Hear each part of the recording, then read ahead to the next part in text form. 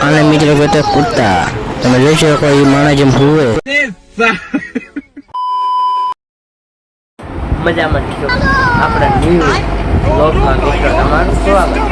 આપણે જઈ છીએ દુકાને મિત્રો દુકાને જોઈ છે મિત્રો ને आगे मेरे